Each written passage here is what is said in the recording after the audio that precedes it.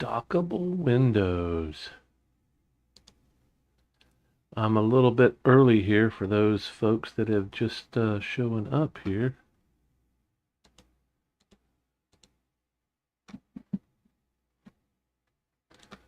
Skip ad. Well, looks like we're live. But I can never figure this stuff out. Let me see if I could pull up this dockable window. Chat. Oh, there we go. Yeah. Better. Better. Better. Yeah, I'm about 3-4 minutes early, so we'll hang out here and let a few people show up, and I'm gonna sit here and enjoy this dank. What the heck is this thing? I bought like a 12-pack at Target the other day. Dank. Oh, it's disappearing, isn't it? Almost. It's almost disappearing because the green screen. That's hilarious. It's actually Dank Little Thing IPA. Ooh. You can't see it because it's mostly green. It's a Sierra Nevada Hazy IPA.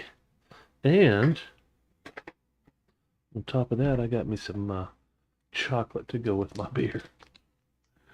Welcome to all the people that are showing up early. What's up, Solon? Texan on two wheels. What's up, my brother? I'm actually a Texan myself. I'm a native Texan. Nobody ever believes me because I've only spent like 4 years in Texas, but I was born there, so that makes me a native. Republic. Interesting story, interesting history behind. Hey, what's up, Chris?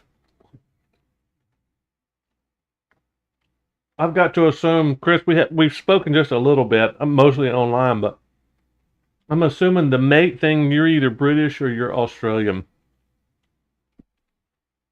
Which one of those?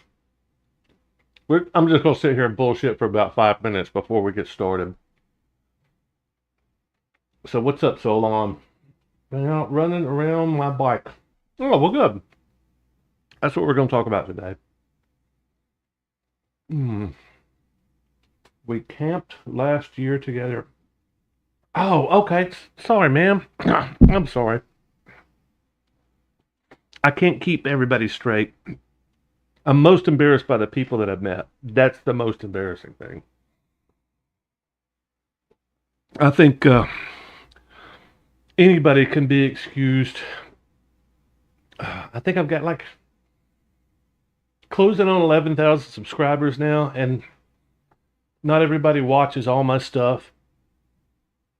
And specifically, not everybody comments. I would say I probably don't have 10% of the people that are watching that comment.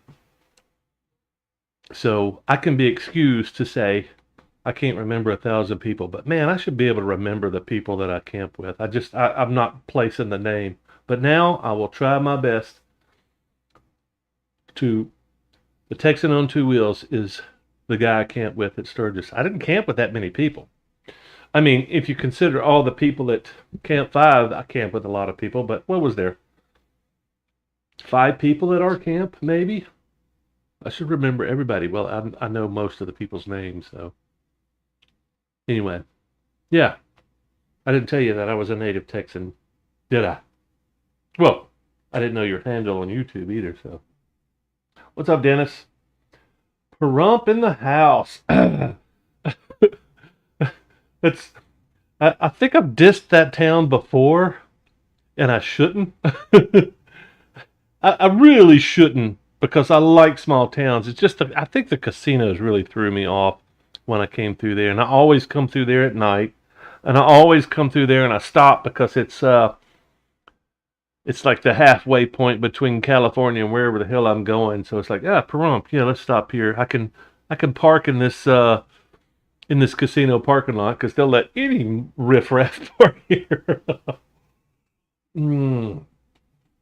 Adon finally getting in on the first of the live stream. Yeah, I started a little bit early, Johnny. Welcome. I'm glad you got in on the first of it. I think this is probably going to be an interesting topic tonight, just because I've had a lot of people dropping those comments. Either I'm considering giving it up, or I've talked to the wife, or and I think, and I've got a kind of a little bit of a quiz at the end. So if you're teetering on the fence, maybe I can help you make some decisions. Um, yeah, I'm not really sure what my purpose is. I just feel like I got to talk about it because it's I would say it's pressing on my mind, but it's not really. I mean, uh, it's not pressing on my mind. I've kind of made up my mind about what I'm going to do. But I mean, I said the same thing a few years back when I snapped my tib fib and spent a couple of months limping around. Actually, I think I was riding within a month after that because I talked my surgeon out of putting a cast on my leg because I was like, correct me if I'm wrong here, doc, but you put that big rod. Do I have that rod sitting out here? let me snatch my props real quick. I paid a lot of money for this prop, so I feel like I gotta use it every chance I get. So I'm talking to my doc when I got this thing inserted, and I said, "Hey doc, I know that everybody that you work on their legs, you really like to put cast in their legs." She said, "Yeah." I said, "All right, the way I see it is this is kind of an internal cast. So why do I need something on the outside of my leg if the inside of my leg is fully supported?" And it's I think that's kind of a little bit overkill, don't you? And she's like, "Okay." And I was like, "Give me one of those boots, just to say you did something." And she's like, "Okay." Oh shit, is there ads playing on my damn video? Ugh. Sorry, y'all. Anyway, how's the audio? Everybody can hear me, I guess. New York, have some British influence. Oh, okay, cool. I like high mate. I like that mate. It's all good, man.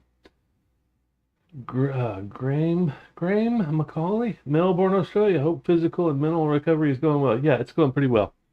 And the little bit of mental recovery I'm struggling with, I've got I've got a solution. I'm gonna have to stop this soon because I'm imbibing a little bit too much. Oh, for those of y'all don't know, I have a appointment scheduled for this week for a fitting. I'm gonna get this big nub. I'm gonna make some use out of it. Hopefully this week. It's a Thursday appointment. He didn't give me a whole lot of details of what's going on, and I told him I'm not sure if I'm ready for I'm supposed to be shaping my stump. Let me see if I can get this thing up in the air enough for y'all to see it. Oh, that's a big stretch. That's getting this thing above my head, which is pretty hard. So basically, I'm wearing this knee sock called a shrinker. To supposedly, it's supposed to funnel my stump down into like a cone shape, and it's not really doing that, even though I've been wearing it pretty consistently for the past 2 weeks. But I told him that. Well, I actually didn't tell him that. I was just like, "Hey, I want to get in and see you, and let's talk about the next step." So hopefully he goes, "Oh yeah, let's put this thing together." I'm not real hopeful that I'm going to walk out with a leg that day, but maybe he's going to put the mold on me and go, "Oh, okay, we'll come back next week and we'll put this thing on you and get you walking around and get you strapped in." That would be amazing. But Billy, no, you didn't. Remember me from Hawaii? Aloha. What's up, Dan? The madman from Puna. What's up, dude? It's been a long time. Carl Simpson, good evening, though. Good evening, Carl. Johnny, sure like to see more TT videos. Tat videos, I'm guessing? Correction, tat videos. What's up, Keith? Made it all the way back from Colorado in 2 days. Very good for you. I got a motorcycle ad. Well, that's good. At least you're personalized ads. That tells me a lot about you. That tells me a lot about you, Billy. Bought you some drinking. USPS won't let me mail it to you. Just have to bring it down. Yeah. Hey, man, that might be very soon. I might have my walking papers here very shortly, as I just alluded to. But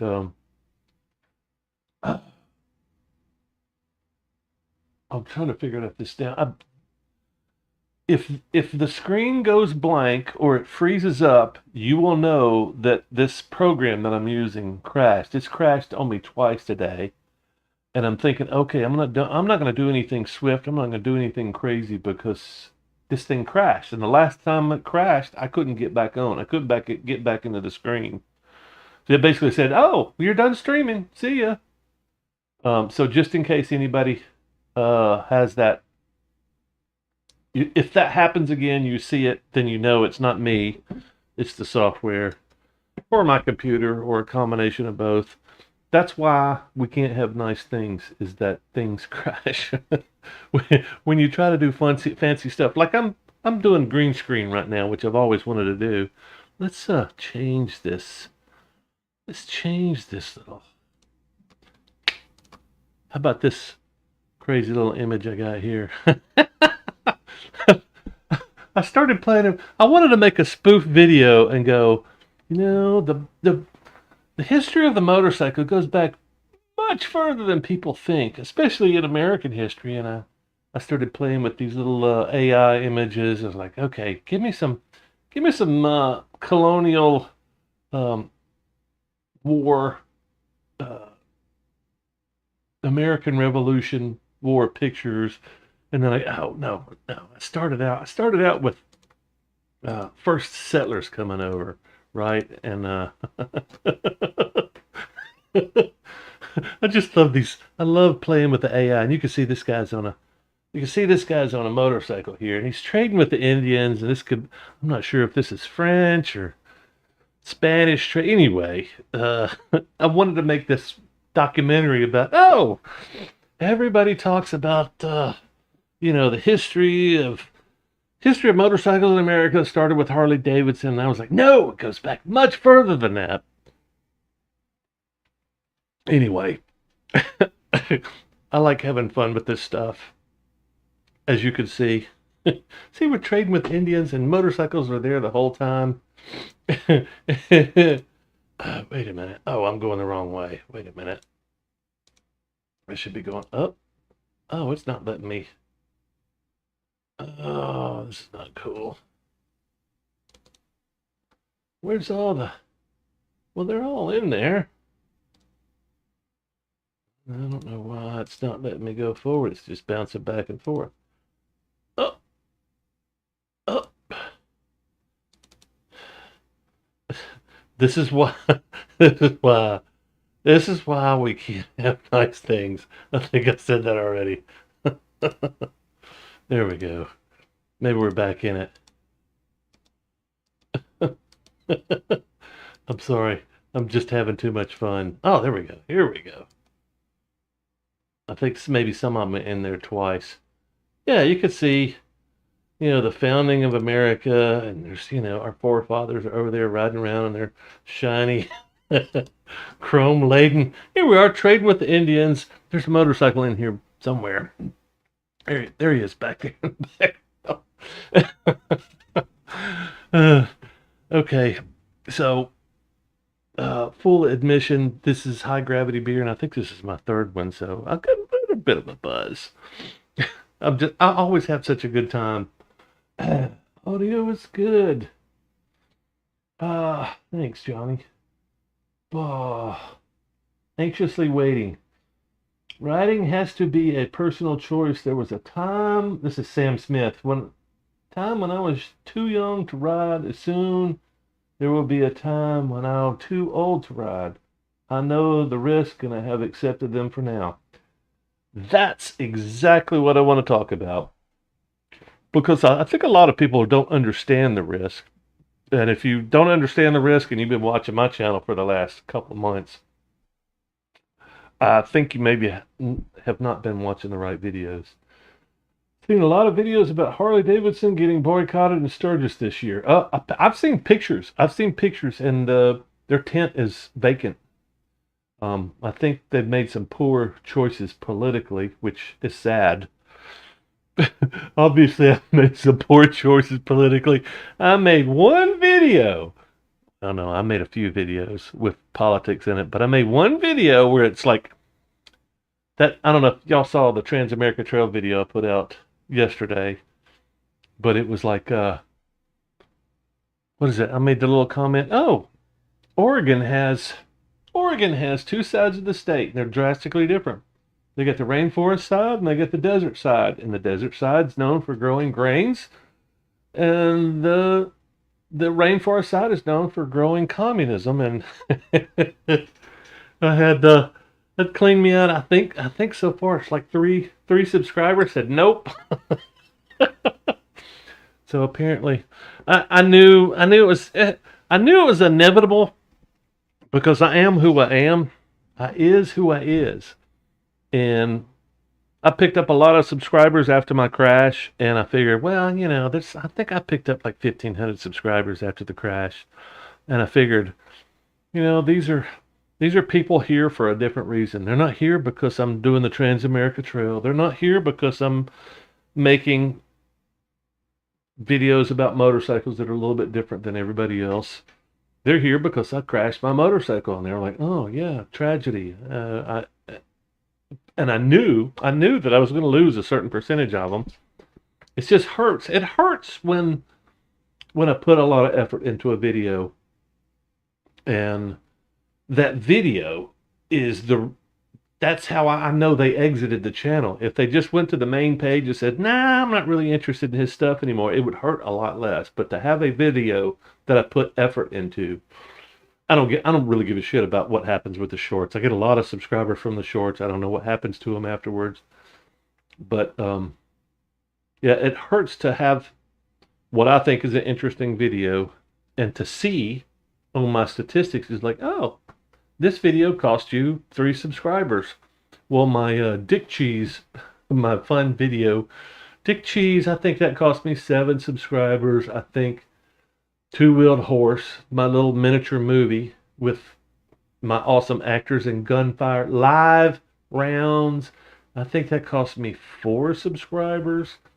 And I'm just guessing here, but I'm guessing all these people came in after my crash videos. So people that don't really know me, and they think of me as that guy with the bloody face and the missing leg, and then they see stuff about motorcycles and they don't like it, or they see funny stuff and they don't like it. I don't know. I don't know what to think. All right, well, let's get started. I think plenty of people here. Let me catch up on some of these chats real quick. I hit a deer in 2010, about ended me. I think you said something about that the other day. Just got online in Toad Rock, MC in British Columbia. What's up, man? I thought about hollering at you, Jim, and talking about crashing since you've crashed this year too. Or what? Wait a minute. Was it last year? Yeah, it was last year. Anyway, man, there's been a lot of people crashing this year. And maybe I'm just I'm more sensitive to it now. I don't know. I just know in the last 12 months, it's been a lot of people I know crashed, unlike a regular year. Maybe there's something in the water. I don't know. Anyway, let's talk about a few things. The reason I wanted to do this, what's up, Luke? The reason I wanted to do this, let me pull up my little notes here. We'll go through my notes here in a second.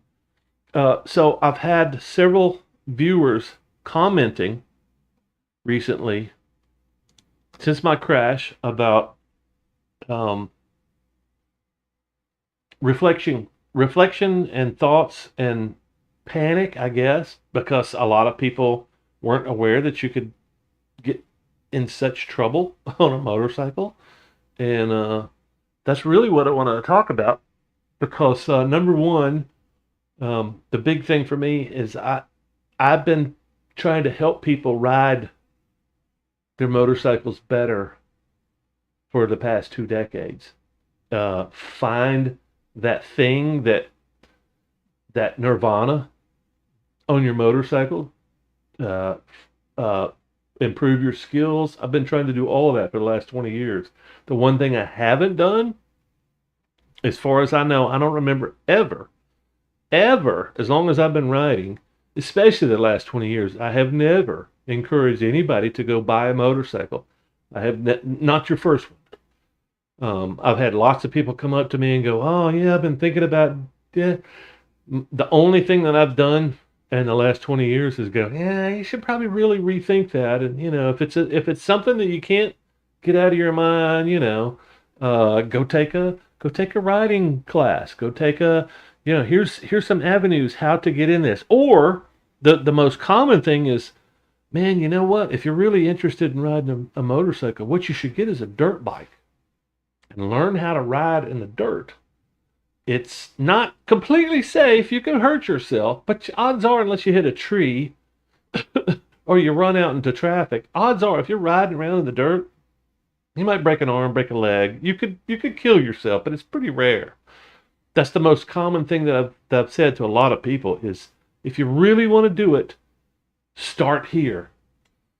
And I can't tell you how many people I've said that to, but I can tell you at least half the people just kind of, their eyes just kind of glazed over when I said that to them. And it's just really telling that the people that really want to ride motorcycles, it's more of an image thing. It's more of an identity thing. I want to be a biker.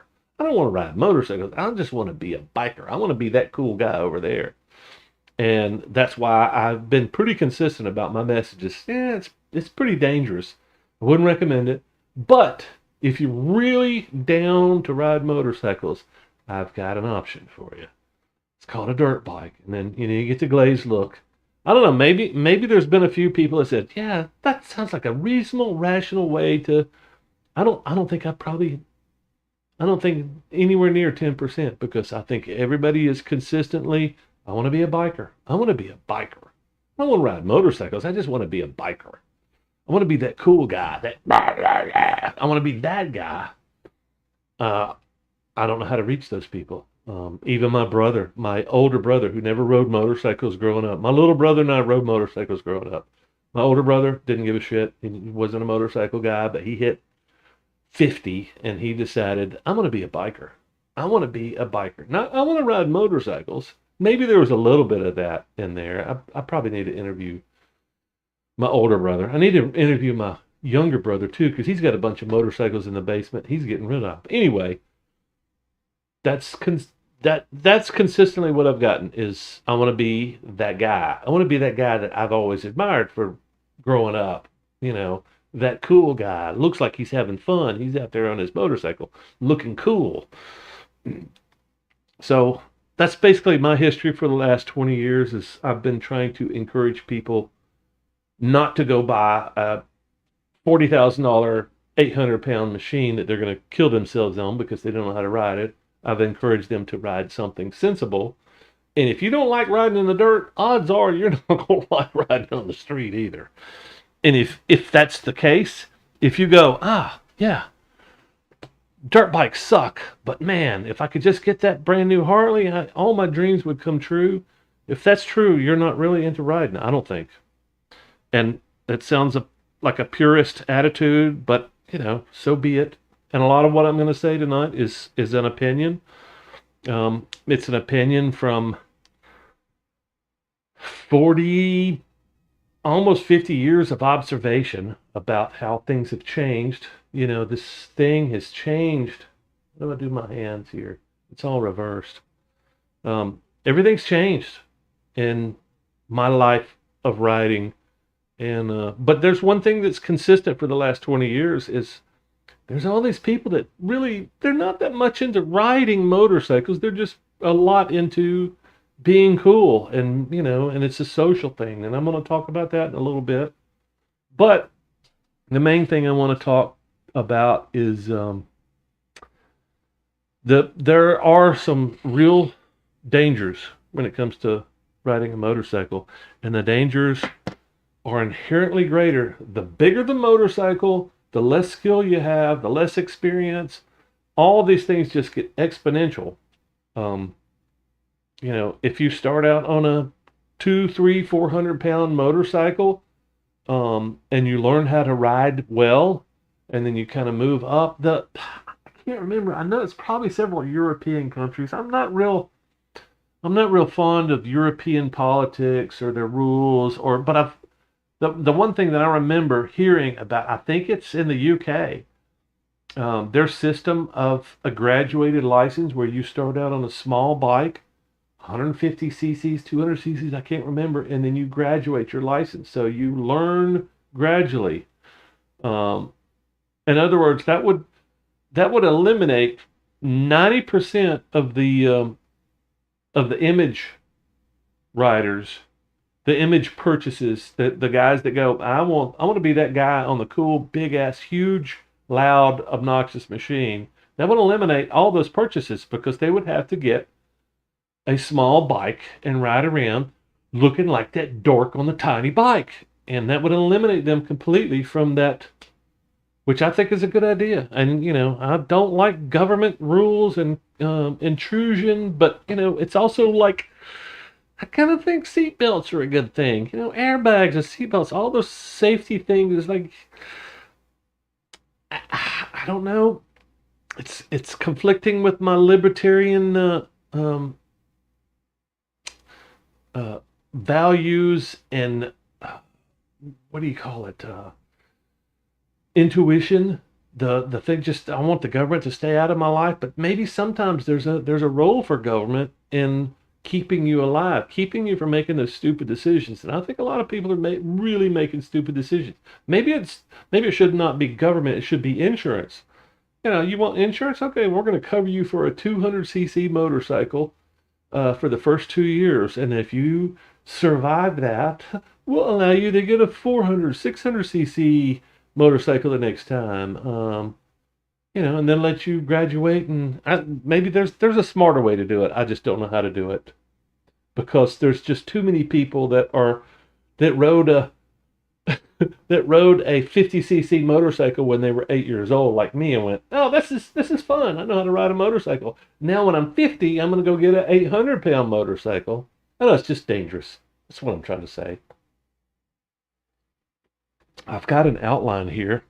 Let me show you my outline so everybody understands that I'm not just winging it. Oops. Wrong one. Yeah, let's see. Where's my little... here we go. Look at there. See? There's an outline. I'm not just winging it, y'all.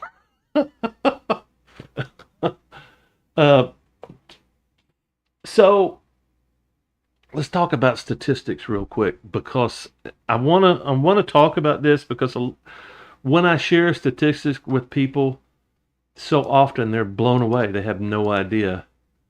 Let me see what the hell I did with my stats. There we go. There we go. Boom. All right. So let's scroll up here and start at the top and talk about motorcycle traffic deaths. This is only from 2 years ago, and I think this is some insurance institute that put this together.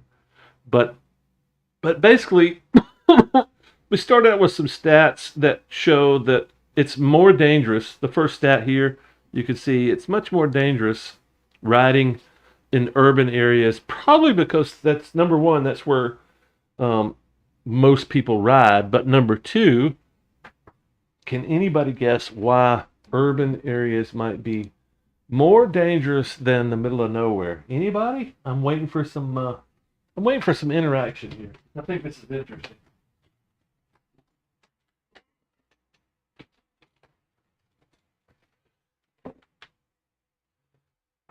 So the question is, well, I'll take a pee break.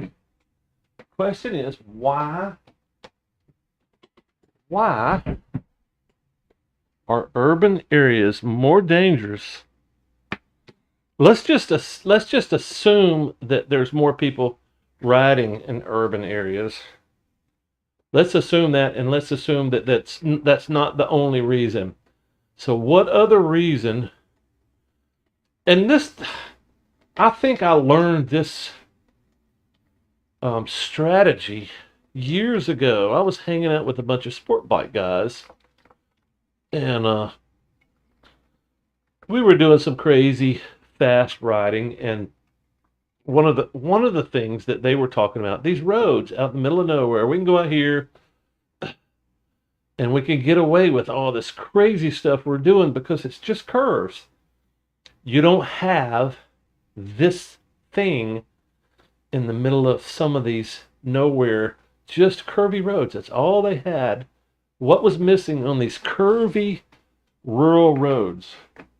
That it took me a second to realize that was genius, what they were talking about. But I wonder if any of you guys have experienced the situation. Let's catch up on some of these chats here. I'm going to talk about fat side by saving lives. Yes. Last year, this Maine does not like me. Was that where you crashed, Jim? MC Motorcycle Campground. We're going to talk about. I'm 65 years old now, but I've been hurt many times. Yeah. And you keep coming back for more punishment. Soil sniper. 14 racing motos. The question remains. If you didn't understand me, let me know. Bikes were the best way to learn. Absolutely, I still believe that. Absolutely. If you're sliding around the corner in dirt, I thought I'd transition, y'all. I'm sorry. If I promised you something on the screen and it doesn't show up, please somebody let me know. Be Fonzie. That's a good one. Yes, dirt bikes. T-Dub should be everybody's first bike. I agree. That may be actually kind of large for some people. Raced locally, motocross, and road trials. Great learner bike. Absolutely. Just want to wear assless chaps. I don't know how many times I've said that, assless chaps, and nobody knows what the hell I'm talking about. I'm glad somebody does. Grumpy. Assless chaps, man. That's what every time that you join the chat, Grumpy, you gotta make a reference to assless chaps, man. Lots of people want the lifestyle, not the skills. Man, who doesn't want to be? I gotta admit, wearing a leather jacket and tattoos, having a snot rag on top of your head, I can see that's, especially if you're an accountant, especially if you're a dentist. I mean, why wouldn't you want to stretch out and go, hey, look, I can be a badass too. 50 years, I've never ridden in the dirt, except heavy bikes into campgrounds. Yeah. Well, luckily you haven't crashed those heavy bikes in the campgrounds. But yeah, it's I would say it's one of those essential skills. If you don't have dirt skills, you probably don't have street skills. I mean, that sounds pompous and arrogant, and I've been known to be both. But it's true. If you hit a patch of gravel on the pavement and you don't know how to handle a patch of gravel in the dirt, then you're not going to know how to handle it in the pavement. It's much worse on the pavement. Gravel on pavement is much worse than it is in the dirt. It rolls a lot further. It's like marbles. New to riding, I got a Suzuki Dira 650. That's a big, tall bike, but it's relatively light. What is your bike weighing in? Right around 400 pounds. I'm thinking of DR. It's relatively light for a big thumper. It is a big thumper. That would eliminate the posers for sure. Clint, last thing, you must enjoy your life or why live? Well, we're going to talk about that, Clint. I'm glad you brought that up. Adventures is more fun to ride a big bike and camp day after day after day. Yeah. Yours is a great bike. Absolutely. I tried to buy one. The last dual sport that I bought, I looked all over America. I was traveling across America at the time. I just left my KLR 650 at a buddy's house. I was like, I'm done, man. I've modified this thing as much as I can, and it's still not the right bike. Maybe I can do something with a DR. I've looked at, I don't know, 6 or 7 bikes as I'm rolling across America, and everybody wanted new prices for them. 10-year-old bikes. They wanted what they paid for them, or what I could buy a new one for. I just finally gave up and bought the most awesome dual sport I've ever owned. Instead, for about the same, well, actually less than I could have bought a DR for. Anyway, people are proud of them. There's not a lot of them out there. Favorite bike was 87. Oh, wow. Old school, Clint. Yeah, I rode a KLR for, I don't know, 5, 6, 7 years. I got so close to breaking that thing in half so many times, but it just kept going. I do get it choked up about KLRs just because it's like, you got to be fond of them. They're just freaking big, cumbersome gorillas, and it's hard to break them, and they'll get you there. What's up, Matthew Boyce? Oh, as a rider, excuse me, the rider that have the head. OG on a bike. Hope you're good after that spill. Yeah, it's a nasty spill, but I'm doing much better. Hoping to get a leg this week for all you people just now showing up. Hoping to get a leg Thursday, or at least get fitted for one, or maybe just told what I got to do instead. Let me get this piece of crap out of here. Crash stats. Sorry. Keep forgetting this transition button. I gotta hit 2 buttons when I change something. Sorry, I'm losing my track here in the chat. If I don't respond to you in the chat, it's not me. It's my inability to keep track of the chat. Drivers on phones. Yeah. We're going to talk about that too. We're going to talk about that very specific topic. OG on a bike, yes. They don't wear any gear in my urban area, Atlanta. Yeah.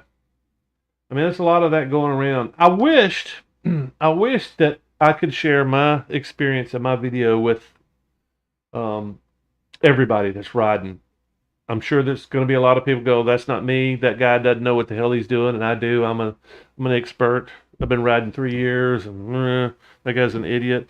But, if you got the information and you choose to disregard it, then that's a lot better than not having the information. Stupid lady pulled out in front of me and caused me to break my knee and my wrist. I say they're more dangerous because of cars and inattentive riders. Well, we're gonna talk about that too, Matthew. Just 1 second. On to Aprilia. Bars. Lock 17. What's up, Kyle? You go, keep doing what you're doing, enjoy doing. It's pointless trying to please everyone because it's impossible. Yeah, I gave up that a long time ago. Intersections. Intersections. That is the correct answer. Grumpy, thank you. I'm glad somebody was paying attention. Intersections. The word that these boys that I was riding with at the time was driveways, because where we were riding, these sections we were riding in, there weren't a whole lot of intersections, but there were a lot of driveways. So if you've got a section of road that's 3, 4, 5 miles, no intersections and no driveways, all you have to worry about is the oncoming car that's in your lane, possibly. Especially on curvy roads, you always have to worry about that. But if you're on a motorcycle, unless they're all the way in your lane, you probably you're probably okay. You could probably get around them. I don't know. We done stupid stuff a lot back in the day. I try not to do stupid stuff anymore. Driveways. That's it. Intersections and driveways. That's basically, those are interchangeable. Any connecting pavement. Thank you. By definition, chaps. Wait a minute. What happened to that? Chaps are assless. Yeah, that's. I think that's. I've heard that before. By definition, and if you talk to my buddy Gary, he's gonna say chaps are not chaps. They're chaps. What's up, Gary? 350 pounds. Oh, damn! It's lighter than I thought. Okay. Well, that's the way all big dirt bikes should be. 350 pounds or less. I heard faded pink KLRs will start hurting a lot of feelings, even if other guys wearing SS chaps. Yes, Kyle is referring to my faded pink motorcycle that I got tired of people giving me shit about. It was a red bike and it just faded. The plastics faded to pink, and I was like, fuck it, I'm gonna paint it like a tiger. And then they started calling it Tony the Tiger. That's funny, Kyle. In the UK, the full motorcycle test is harder to achieve than a car test. Failure rate is much higher, but still, most deaths are motorcyclists. Yeah, we're going to talk about some stats here shortly, as soon as I can get through these chats. A lot of chats coming in. I must have struck in some chords here. You still buying the?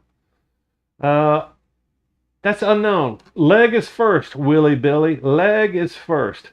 Scooter Mullet. There's Richard as we talk about the devil himself, still sitting where it's parked. Well, there's your answer. But the correct answer is, there's one thing on the horizon. If I can't walk, I cannot ride, which is kind of the title of this live stream. If I cannot walk, I cannot ride. If I have to crawl to my motorcycle and pull myself up, I'm just not going to ride. So I got to get another leg first. That's the politically correct answer, and that's the one I'm sticking with. Old guy on a bike YouTube that played his bike down. I think he laid his bike down. I'm impressed that he crashed that big freaking ST and he came out relatively unscathed. His bike was broken up. I will trade my motorcycle for my broken body any day. I can get a motorcycle. Motorcycles are cheap, baby. Cheap. I think I'm closing on $500,000 for my medical bills. So, and I still don't have a leg. So, motorcycles are cheap, man. Any day of the week, I will give you all my motorcycles for my leg back. I will give you all of my motorcycles for my leg back right now. And I've got more than a few. Yeah. Welcome, Richard. Laid his bike down. Yes, he did. He laid his bike down properly, I think. KLR, too small for me. Haha, yeah. It's a big bike. Take running when you get get leg, have mine, and ride Pan American and loving the back roads. The back roads. Yeah, what's up, Myron? You know, hook up with me on Facebook, man, or send me an email through the channel page. I want to talk to you more about you and your leg. Dear Soul Sniper, you better watch. It's a cool background, man. Hey, I got more. If you like my background, I got more. Watch this. Boop. It's all motorcycle related. I started collecting paintings with motorcycles back from the early American history. Motorcycles in American history go back much further than you think, as you can see. As you can see by this image here, and we just keep going back, and people think the Native Americans were here first, but they brought their motorcycles with them when they came across the Bering Strait. In my mirror, I'm pulling you. Just Galax and Cooter need one so I can win my bet. Just get a trike. Not gonna happen. If I have to get a trike, I can get a convertible. There's no reason for me to ride around pretending that I'm riding a motorcycle. Not my bike. Bike is expensive as fuck. Yeah, you say that, Matthew Boyce, until you lose your leg, and then you're like, I don't know. Yeah, can I have my leg back? I'll give you my leg back. I'll give you all my motorcycles for my leg back. And get another motorcycle. It's really hard to get another leg. There's a big long waiting list. Yes, an ink pen, a checkbook will replace any motorcycle. Thank you, Johnny. Somebody with some with some either some common sense or some ability to use their rational mind. That's cool, but the other one was better. The wagons. Okay, yeah. Well, we'll go back to the other ones. I like those too. But let's see. I think I've got some more old Western things here too. Well, maybe not. I had some old Westerns. We'll just stick to the old motorcycles. I think there's a trike or two pulling a motor.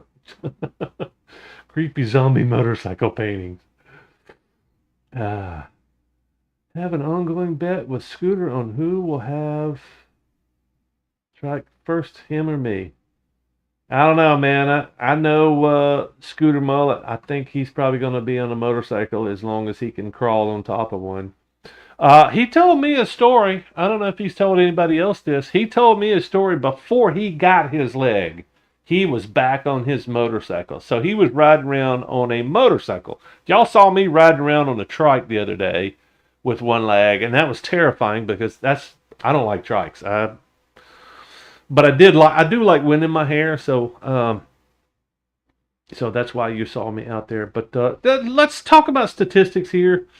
Let's go back to my little graphic here that I actually never actually moved the damn thing over to the screen. Maybe I did, maybe I didn't. So that top weather does not make that much of a difference because most people don't ride in the rain. Of course, the statistic that I was pointing out earlier is there's a lot more crashes in urban areas because of intersections. And people turning left in front of me, people coming out of intersections and not seeing you. That's a pretty large crash statistic. Daytime, nighttime, it's about the same. No big deal. Here's the crazy thing. I think somebody mentioned this earlier. Maybe a couple people were talking about crash stats. It's those other people. I think that's the biggest misconception that everybody gets in a motorcycle crash. It was somebody else's fault. It was those cagers. It was those people texting on their phone. But this stat, it's been like this for, I don't know, I think it's been like this for a decade. It's about 45-50%. Bounces back from, I think, around 40% single vehicle accidents. So if you don't know how to interpret this, two vehicle accidents is in blue, single vehicle accidents in green, and then 3 or more, which is very tiny. But this is the thing that should be the most shocking to everybody. It's about 45% currently. So if you're in a single vehicle accident, that means you put it into a ditch, you hit a tree, you hit something that wasn't another vehicle. And I think that's the thing that most people are in denial about is, I had to lay her down. If you laid her down and you didn't hit anything, that's a single vehicle accident. Most likely, you could have avoided that accident. I don't know if any of y'all saw the trailer for the live stream. It's a buddy of mine, retired Las Vegas motor cop. He was an investigator, and I had a really good interview with him. That's a short that I made out of the 20-minute interview. Y'all should go watch that. Go back and find that short and click on the link. Anyway, I can't remember the name of the video. I'll put a link in the description down here so y'all can find that video. It's a 20-minute video. It's really interesting hearing him talk. He's not only a former retired motor cop, crash investigator, but he also is a rider coach now. I think he's still teaching. Anyway, good guy. Lots of good information there. Um, anyway, let me see if I can adjust this thing. So, struggling here. Struggling. Where's my crash stats? There we go.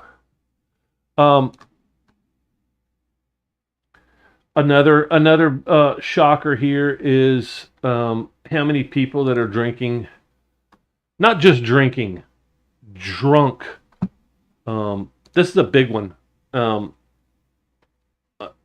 only because I think people underestimate their ability or overestimate their ability like I used to. I spent several years going and meeting my buddies at the bar on a motorcycle, and they were there on a motorcycle.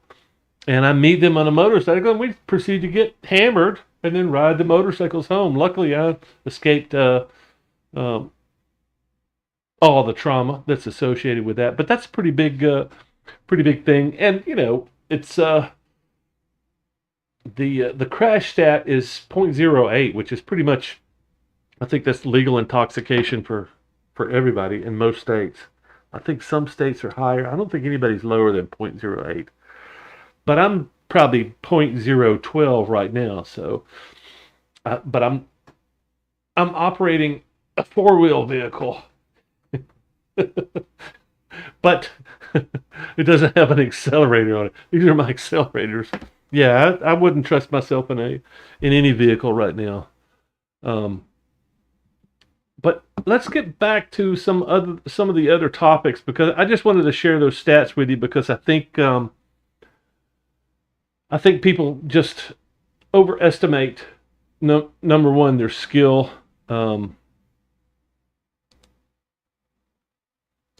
their abilities, and the effect that alcohol has on them. But also, um, the thing that I've been thinking about more and more as I'm getting older is how fragile I am, and it's never been more evident than this last crash. I mean, it was pretty evident the previous crash that I had. I mean, despite the fact that I was walking within a few weeks, and I was riding within, I don't know, I think I was on a motorcycle in 2 weeks. I didn't go very far because the pain was really, but I could sling my leg over a damn motorcycle and ride down the street. I wasn't having any fun because I was in pain. But now I've been out, I'm going on 90 days here, and I'm just about to lose my mind. I'm just really happy that I'm wheeling around and I can actually get out to my truck now and I can go places. I can't go very far because the pain of me moving around on that leg crutch is debilitating. Um, but yeah, I think people underestimate the power of just falling off a motorcycle and not even hitting anything. I mean, humans our bodies are very fragile. It doesn't take much to really wind up in really bad shape, not even hitting anything. But let's say you do hit something. Let's say you hit a car. Somebody hits you. I mean, Richard got hit by a car. I'm starting to wonder now if I actually did not go up under that truck. That's why I lost my foot. Um, but as far as the rest of the pavement, I came out pretty good, I feel like. But yeah, I think a lot of people don't realize, number one, how fragile we are. Number two, how much a difference that good gear makes. Number three, recovery time, all this stuff. And it's like, you got other things you got to worry about. And that's kind of where I want to go now. It's like a quick quiz that I want to give to the people that are either considering giving up motorcycles, or they know somebody that probably should quit riding, or maybe this little quiz that I put together, maybe this will help some of y'all. The first question I've got is, do you have any dependents? Do you have people that depend on you? Is your income making your mortgage?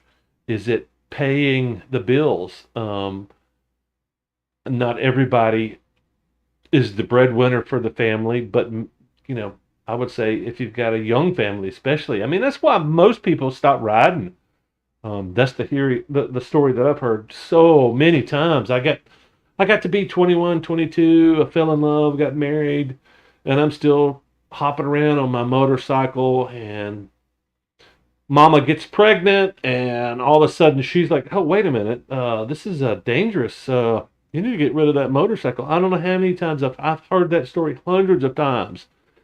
Mid 20s, late 20s. Mama said, "Get rid of that motorcycle because I want to be able to raise these kids, and I can't do it without you." And I don't know. I think that's a very compelling speech.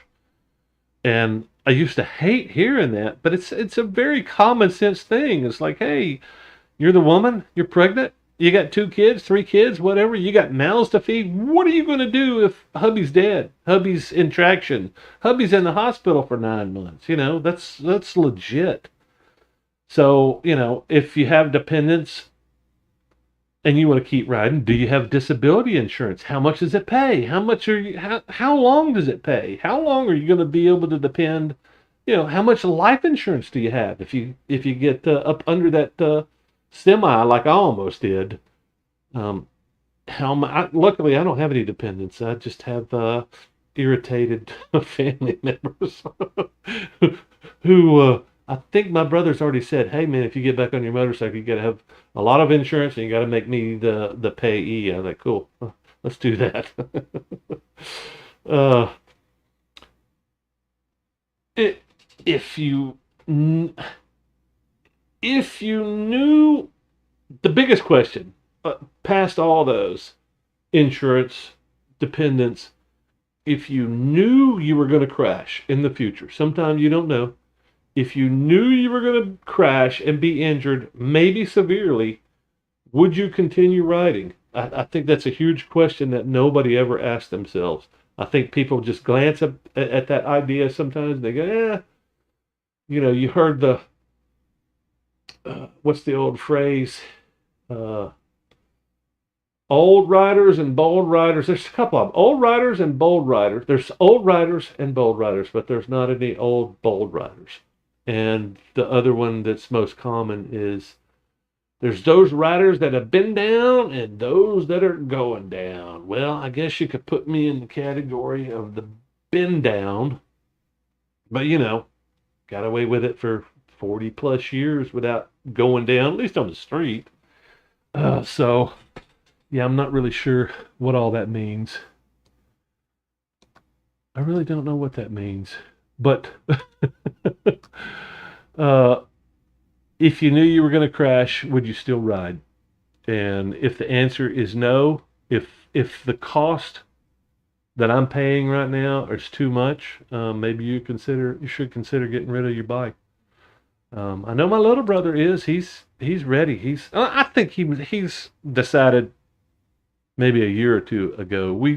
He started buying up motorcycles and realized he liked owning motorcycles. He's a good rider, but I think he probably got spooked a couple of times and said, he's probably got more common sense than me. It's like, yeah, I like walking. I like being able to walk. He's got back problems. He's had all kinds of back problems. He had a really bad wreck when he was a young man. I think he was 19 or 20. He came off his bike with his roommate on the back, and they both tumbled, and he walked away with a bunch of gravel in his knee, and he's had problems with his knee ever since. So he started out early with that realization. But anyway, so there's some other questions, and there's a series of questions. Number one, why do you ride? Why do you ride a motorcycle? I would say a growing huge majority of people ride motorcycles for social reasons. You got friends that ride, you got a gang of people that you hang out with. All those are legit. I mean, if that's where you get your socialization, that's where I mean, some people go to church, some people ride motorcycles, but those are social reasons, and those may be important enough to risk your health and your life. I don't know. To me, it wouldn't be. I could I could find other friends that are not doing dangerous activities, but the other thing that I've seen in the last 20 years is a status thing, which I despise. But it's also like I understand it. I was there. I can remember um, when I first started making money in my 20s. I was thinking, man, how am I going to impress people? How am I going to impress the ladies specifically? How am I going to get laid more? It's buying stuff and having flashy stuff and having all these things, and it worked. It worked really well for I don't know 5 or 6 years, and I realized, yeah, I don't know. And some people never grow out of that stuff. So status, having the most expensive, flashy, noisiest motorcycle is a status thing. And if that's why you're riding, I would say consider maybe not so much riding. Peer pressure, that's another one. All your buddies are riding. Why aren't you hanging out with us, man? What's wrong with you? Are you not one of us anymore? Um, I've met a few people that ride for economy, and typically I don't see people on the bigger bikes riding for economy because number one, they're not very economical. Number two, I've seen a lot of people riding on smaller bikes where you can get 175 miles to the gallon. I've never had a car that got even close to that, but you can find some smaller motorcycles that do really well on gas. I don't think any of my motorcycles currently are getting more than 40 miles a gallon, especially the way I ride. But yes, a handful of people actually ride for economy, and I can't really argue with that, especially well, in this economy, things are it's a lot more important. Um, for me, I ride not only because I love riding motorcycles, but it's probably for the past 40 years, it's kept me sane. So I ride for my mental health. Um, and, there's all kinds of other risky behaviors that I do to maintain my mental health. Cheers. And you may say this is more dangerous. I don't know. Um, I can learn how to be safe on a motorcycle. I'm not sure if I can learn how to be safe drinking this. I'm not sure. Maybe drinking it and then vomiting it back up. I don't know. Um, the other question I would ask is, how many miles do you ride in a year? I think that would probably be a little bit more reflective on why do you ride? Because if you're riding 1,000 miles or less a year, you're probably a social rider, or you really like riding before and you're not so into riding nowadays. I would say probably a range between 1,000 and 5,000 miles. I think that's probably pretty typical for most people that ride motorcycles, or at least the people that I talk to, at least the people that I buy my motorcycles from, or they're down in that range. Either they've been down in that range for a long time, or they've gotten to the point where I'm at. They're older, they don't ride as much, their friends are stopped riding. When you get down to that level, 1 to 5,000 miles a year, I would say you might want to take a look at maybe doing something else, or just re-examine: is this really what I want to do? Is this making a difference in my life, or do I just look cool? Am I doing it just to go hang out with my friends? If you're riding that little every year, if you're riding less than 1,000 miles a year, your skill levels are going to be suffering so bad that your risk is going up every year that you ride. So I would give that a big analysis if I were y'all. But keep all these things. Keep in mind, I'm just a asshole with an opinion. Um, I don't have all the answers. I'm just kind of giving you some things to think about if if you're considering it, because I know a lot of people are. And if it's one of those things on the chopping blocks, like, I think I'm going to give up skydiving. I'm going to give up. I'm going to give up pole vaulting because I just hit my 65th birthday. Yeah, pole vaulting would probably be one of those things. Yeah, you come down sideways, or you come down, you go over the pole, you come down, and your pole gets up under your crack and goes up your shaft. Yeah, I don't even think about it. I always wondered why people did that crazy shit anyway. Wait a minute. You're going up. You got a 20-foot stick that you're jamming in the ground. You're going to trust that thing is made out of fiberglass and it's not going to snap and impale you in the chest or go up your crack. Ah. Anyway, um, yeah, I think that's about all I got. I just had wanted to throw some things out, just to kind of give people some thought, or the people that are thinking about hanging it up, just give them my blessing and go, man, look, it's dangerous. There's no reason for you to continue in a dangerous sport if you're not addicted to it like I am. You know, like like if you go up and tell an alcoholic who drinks, 3 bottles a day of vodka, and you go, hey man, you got to quit. You might just kill him. You might kill him. Withdrawal might kill him. And I remember hearing this stat years ago. It's like withdrawal from heroin is a whole lot easier than withdrawal from alcohol. It's the physical thing. You could die. I mean, people go to prison and they come off of heroin, they come off of alcohol, they die in prison if they're an alcoholic. Heroin addicts just shiver and sweat and throw up. Alcoholics do the same thing and then they die. Anyway, that's probably what would happen to me if I mean I'm drawing on 90 days here in prison. I'm through the sweats. I'm through most of the shivering, but the vomiting, I don't know, man. It's coming. So I don't know if this is a positive message or I think it's just a way of me expressing what I've been trying to express for the past 20 years, and very poorly. But I will catch up on these chats here now, see how far back.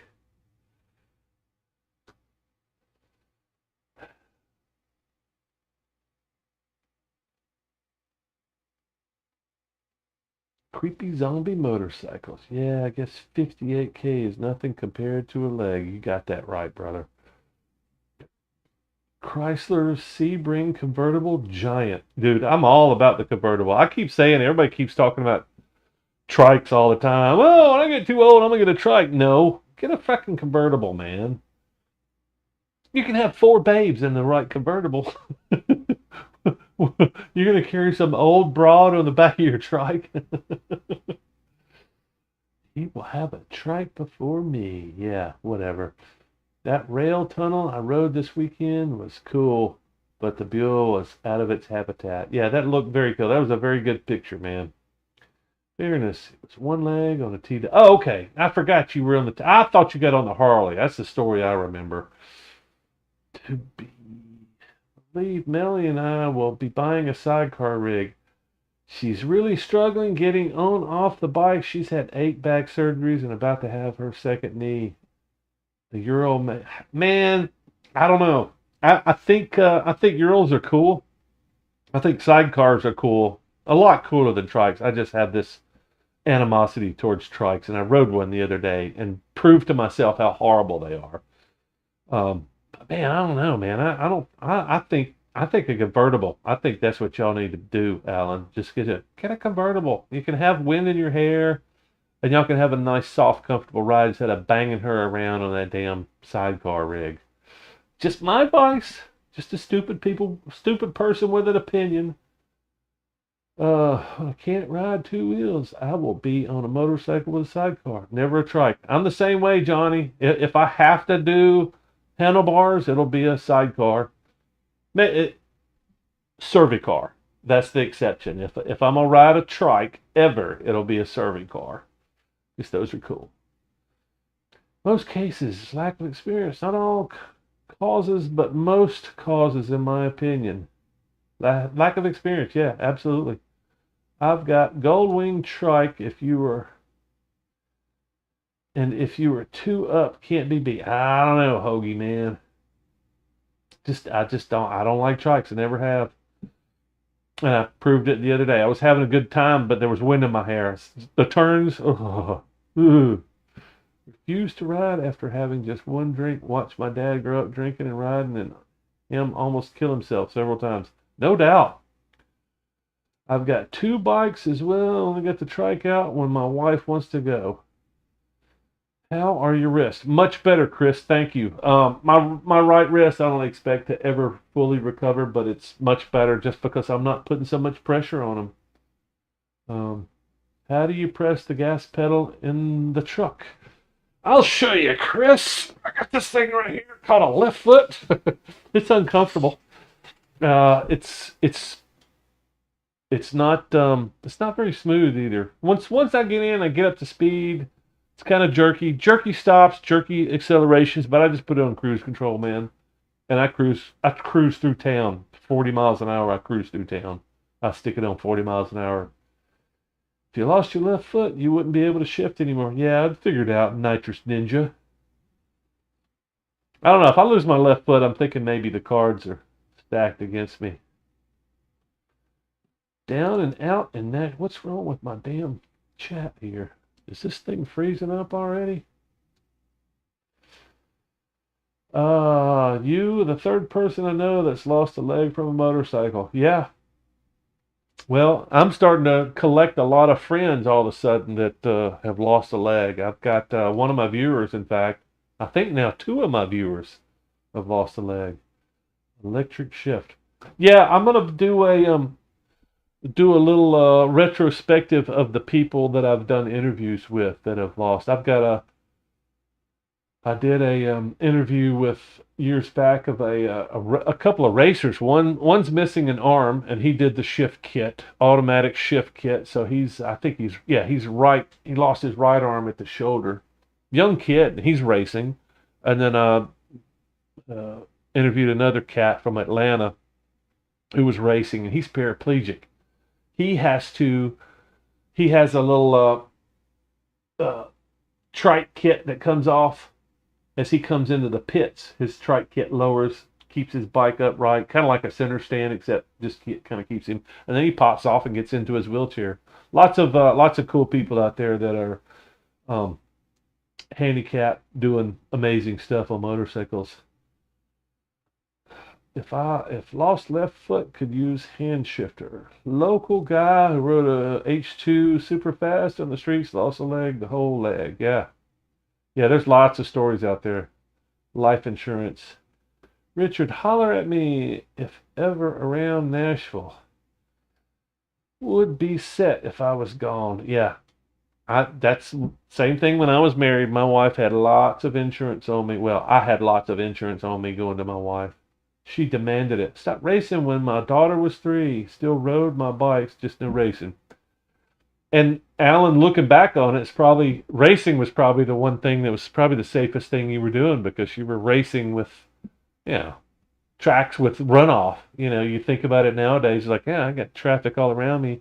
You were never racing with an 18-wheeler, were you, Alan?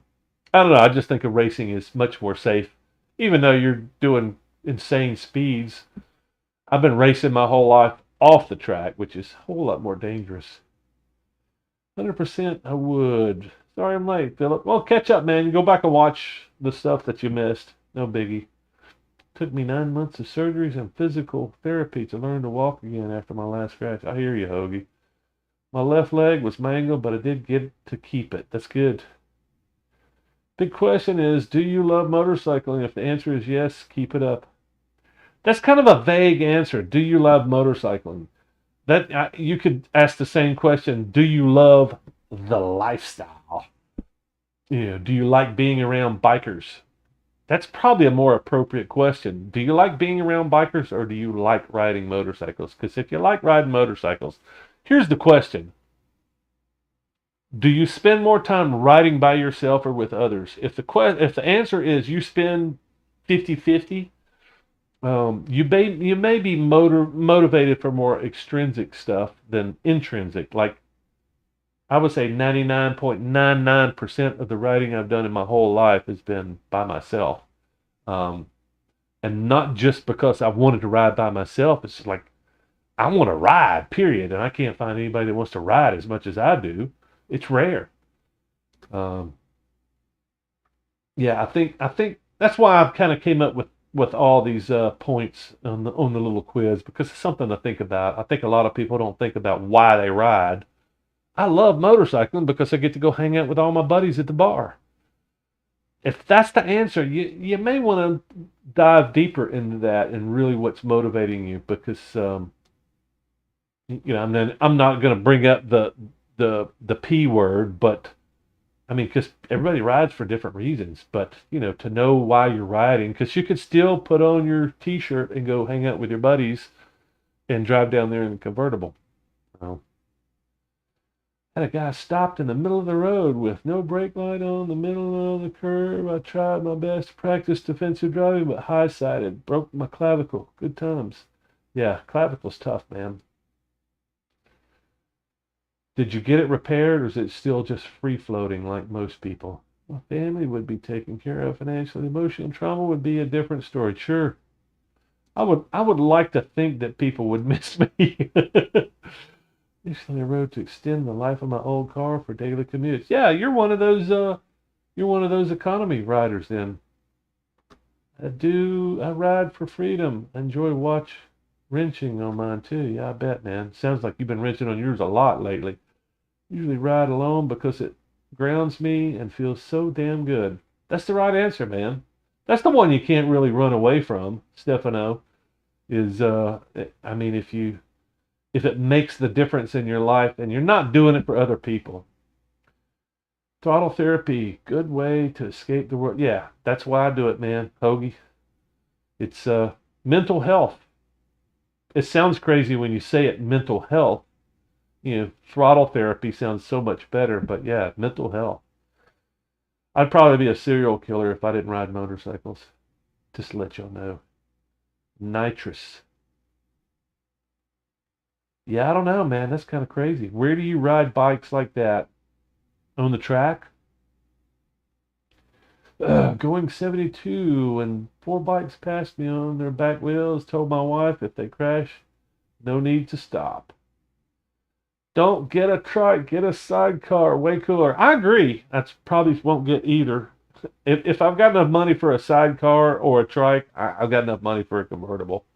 I just enjoy going down on trips on mine. Don't really ride around town. My old car isn't nice enough to impress anyone. My new G650 GS feels like a mini bike. I bet. Sidecar is way cooler. After he... I just lost my spot again. Damn it. But you're sitting on a motorcycle. Car is technically a trike. Got three wheels. True. V-Strom gets 64 miles a gallon. Really? Man, I never got anywhere close to 64 miles in it. I even had the Wii Strom. I had the V and the Wii. Of course, the big one never got close to 40. I don't think, because I always.